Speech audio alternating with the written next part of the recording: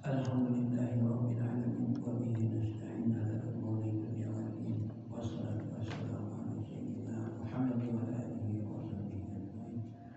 Rabbi shrah li sadri wa yassir li amri wahlul 'uqdatam min lisani yafqahu qawli. Amma ba'd. Para jamaah subuh yang dimuliakan Allah, pertama-tama marilah kita panjatkan puji syukur kehadirat Allah Subhanahu wa taala yang mana pada kesempatan pagi hari ini Allah masih banyak memberikan nikmat kepada kita, khususnya nikmat iman, nikmat Islam serta nikmat sehat walafiat, sehingga pada kesempatan pagi ini kita dapat melangkahkan kaki kita menuju mushola Al-Ikhlas yang kita cintai ini. Dan tak lupa juga selawat dan salam juga kita sampaikan kepada junjungan Nabi besar Nabi Muhammad SAW beserta keluarga dan para sahabat serta para pengikut setianya hingga akhir zaman, dan mudah-mudahan kita termasuk orang-orang yang ada di dunia. Amin amin ya rabbal alamin. Pada kesempatan pagi ini tentunya sebagaimana biasa kita akan membacakan kitab Al-Fatihah Amal.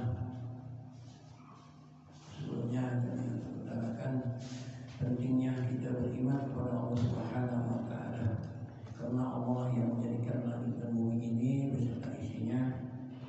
Isi daripada tersebut adalah diantaranya adalah oksigen yang ada pada kesempatan ini, di mana kita sedang bersama-sama menikmati oksigen yang Allah berikan kepada kita, di mana oksigen tersebut dengan oksigen tersebut kita bisa menjadi hidup.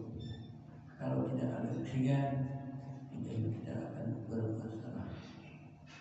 Dan kemudian bukan itu saja yang kita tahu, Allah menciptakan isi daripada bumi dan langit ini adalah lautan yang luas, di mana lautan tersebut yang dari dahulu sampai sekarang ikannya diambil, sampai saat ini ikan tersebut tidak pernah habis. Karena apa? Karena kekuasaan Allah. Dari situlah kita harus meyakini bahwa Allah Maha Kuasa. Bahkan kita termasuk orang yang beriman kepada Allah Subhanahu wa taala, mensyukuri nikmat Allah. Banyak nikmat Allah, nikmat iman yang Allah berikan kepada kita. Ya, khususnya di mana makhluk yang seperti hidup di dunia ini ya termasuk manusia. Makhluk-makhluk lain yang diciptakan Allah beda dengan makhluk manusia, sesuai dengan firman-Nya, yaitu A'udzubillahi minasyaitonir rajim. Laqad khalaqnal insana fi ahsani taqwim. Jadi manusia, aku sungguh menjadikan manusia dengan sebaik-baiknya. Maka dengan sebaik-baiknya itulah kita wajib beriman kepada Allah dan wajib tunduk kepada Allah, karena kita ini adalah semata-mata ciptaannya. Mari kita masuk yang menyambung daripada yang kemarin, yaitu diceritakan bahwa Syekh Hatim rahmatullah alaih pernah tertinggal satu kali sholat berjamaah. Ia begitu sedih, maka dua orang kawannya mengunjunginya. Ia menangis dan berkata, jika salah seorang anakku meninggal dunia, maka aku separuh penduduk kota Balk ini akan bertakziah kepadaku. Menurut riwayat, ketika anaknya meninggal dunia 10.000 orang lebih bertakziah kepadanya. Tetapi jika aku tertinggal sholat berjamaah, hanya satu orang yang menyentuhku. Demikian pandangan manusia. Musibah agama itu lebih ringan daripada musibah dunia. Syekh Sa'id bin Musayyib rahmatullah alaih berkata, selama 20 tahun aku tidak pernah berada di masjid ketika azan berkumandang. Syekh Muhammad bin Wasi rahmatullah alaih berkata, di dunia ini aku hanya menginginkan 3 hal, yaitu teman yang akan menegurku jika aku salah, rezeki yang cukup yang di dalamnya tidak ada masalah, dan salat berjamaah yang benar, yang jika terjadi kekurangan di dalamnya maka akan dimaafkan dan tetap mendapatkan pahala. Sayyidina Abu Ubaidah bin Jarrah radhiyallahu anhu pernah mengimami sholat. Kemudian selepas sholat dia berkata, saat ini setan sedang menyerangku. Setan memasukkan perasaan ke dalam hatiku bahwa akulah orang yang paling utama. Oleh karena itu aku jadikan imam, karena aku dianggap orang yang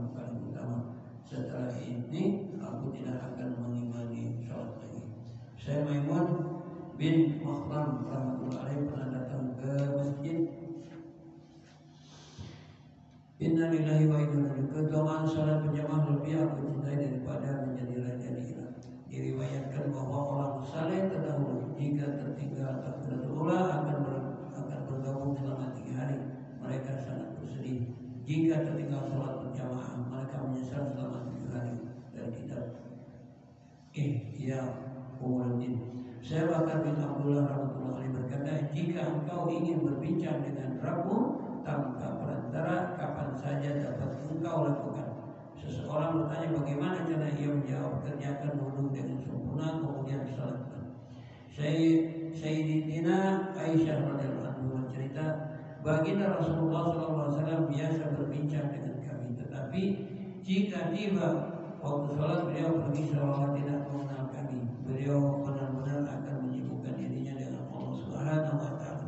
Diriwayatkan bahwa Syekh Said Tanuki rahmatullah alaihi selalu melanjutkan air mata selama berdiri dalam salat.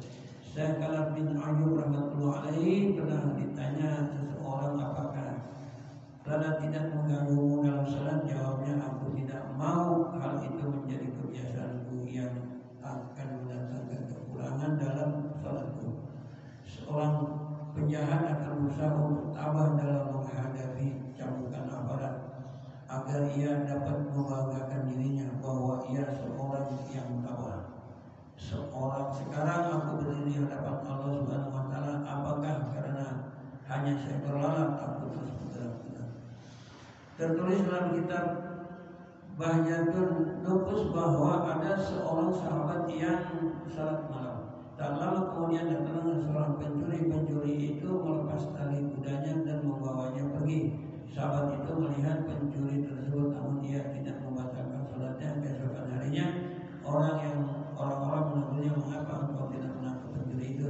Ia menjawab, melakukan salat lebih penting bagiku daripada menangkap pencuri kuda itu.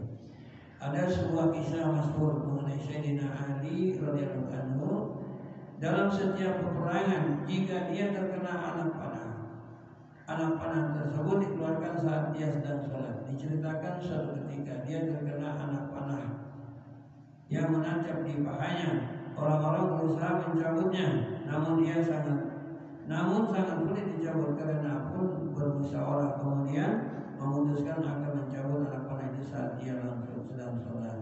Ketika ia sedang sujud dalam keadaan sunnahnya, maka dengan sekuat tenaga orang-orang mencabut anak panah itu. Selesai salat ia melihat orang-orang sedang berkumpul di sekelilingnya. Ia bertanya, apakah kalian kesini untuk mencabut anak panah itu? Mereka menjawab, kami sudah mencabutnya. Sahutnya, saya tidak tahu. Menjelang salat, Syekh Muslim bin Yasir rahmatullah alaihi berkata kepada keluarganya, silakan kalian berbincang, aku tidak akan bincang apa yang kalian bincangkan. Syekh Rabi rahmatullah alaihi berkata, jika aku berdiri sholat maka tidak ada yang aku pikirkan kecuali pertanyaan yang akan ditanyakan oleh Allah Subhanahu wa taala kepadaku dan apa yang akan aku katakan kepadanya. Syekh Amin bin Abdullah rahmatullah alaihi jika sedang sholat tidak akan mendengarkan suara-suara di sekitarnya, bahkan suara gendang tidak akan terdengar olehnya. Seseorang bertanya kepadanya, apakah engkau memikirkan sesuatu sholat? Ia menjawab, aku pasti memikirkan sesuatu dalam sholat, yaitu suatu hari aku pasti harus berdiri di hadapan Allah Subhanahu wa taala dan aku harus memasuki salah satu dari 2 tempat, yaitu surga atau neraka. Orang yang berkata, bukan itu yang kami tanyakan, tahukah engkau apa yang sedang kami bicarakan ketika engkau sholat? Ia menjawab, sungguh lebih baik bagiku ditusuk tombak daripada dapat mendengarkan apa yang kalian bicarakan ketika aku sholat. Ia berkata, seandainya pemandangan akhirat ditujukan kepadaku saat ini, niscaya iman dan yakinku tidak bertambah, atau imannya begitu kuat terhadap yang gaib sehingga sama dengan keimanannya terhadap perkara yang tampak mata. Demikianlah sebuah hadis, sambungan hadis yang pertama, yaitu kami cukupkan sampai di sini. Mudah-mudahan kita dapat mengamalkannya dan menyampaikan kepada yang lain. Mari kita duduk di sini dengan kita bermajid. Subhanallah bihamdihi, subhanallah bihamdika, asyhadu an la ilaha illa anta, astaghfiruka wa atubu ilaik. Waalaikumsalam.